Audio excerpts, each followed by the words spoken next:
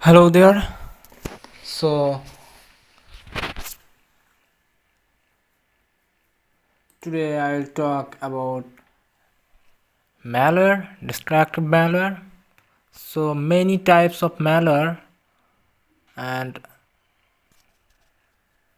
educated employees check for vulnerabilities, backup data, avoid malware, detect malware with antivirus, isolate viruses with scanning. All many types of malware attack happens in our PC. Look, rootkit, virus, adware, spyware, ransomware.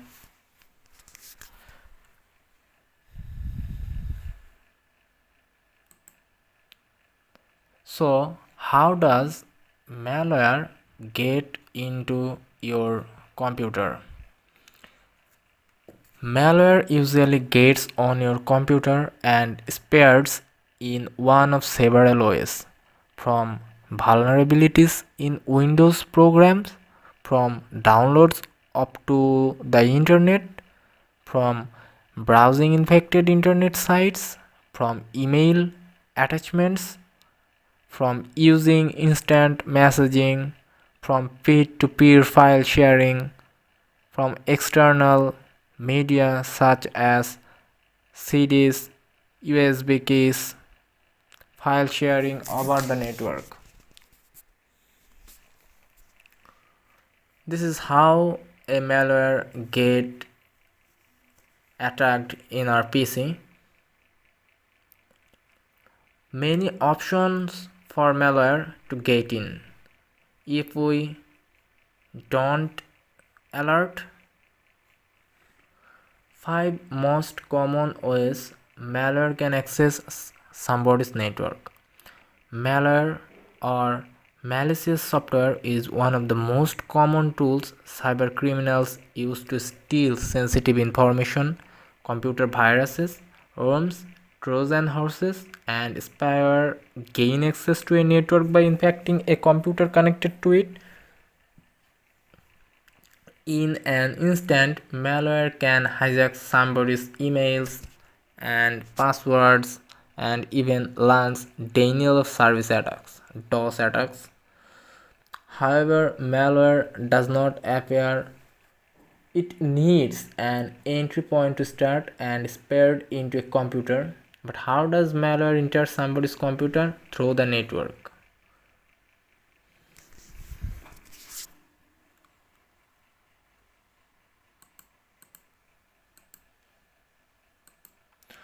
So, first type, phishing emails. Phishing is an online scam where cybercriminals duplicate a legitimate email from established companies to make them tools for stealing sensitive information. Most of the time, people do not realize phishing activities have victimized them because the emails they received look too authentic and similar to the original files. However, after clicking on a link embedded in the email, they've already given access to the cybercriminals, unknowingly granting them permission to steal their data. And number two, infected files. Infected files refer to documents laced with malware that becomes a tool used for stealing information by cybercriminals, often sourced from malicious website. Infected files target the codes in a copy and restructure them to do functions other than what users expect them to do. Therefore, it is vital for everybody who owns a personal computer to constantly update their antivirus software, keep their data safe and secure.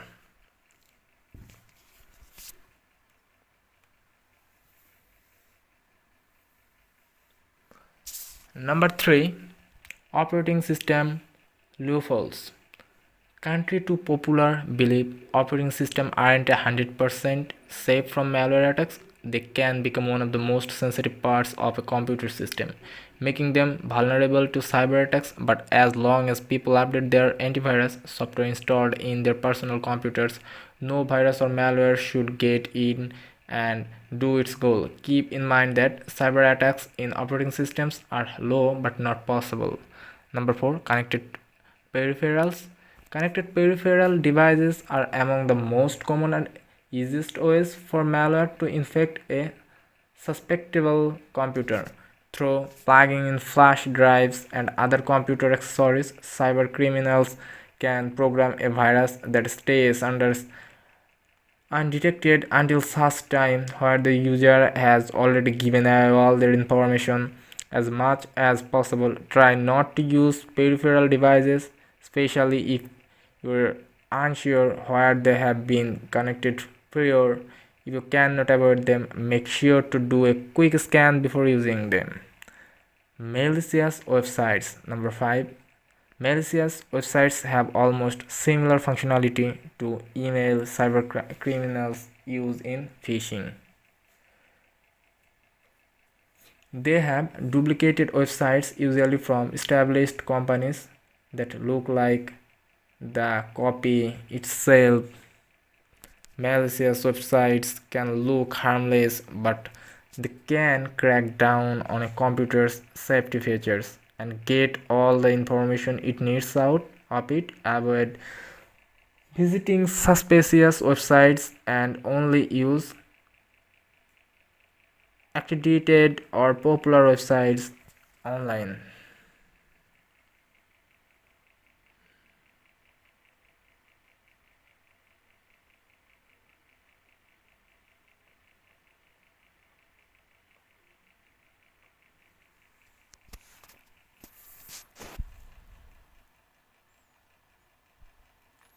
So, how to analyze malware infections? How to analyze a URL, link, website, file, and fingerprint? Basic tips to analyze malware infections. How does malware get infected? We discuss about it. Basic approach to analyze malware infections. How to analyze a suspicious mail. How to analyze a suspicious URL. What is a malicious URL, domain, or links? How do attackers abuse URLs to spread infections? Why should you use CURL instead of browser in? Analyzing malware infection, analyzing suspicious URL or links. All the information I discuss in this video, and this is how the malware infections in your PC or malware attack in your PC. So that's it for today.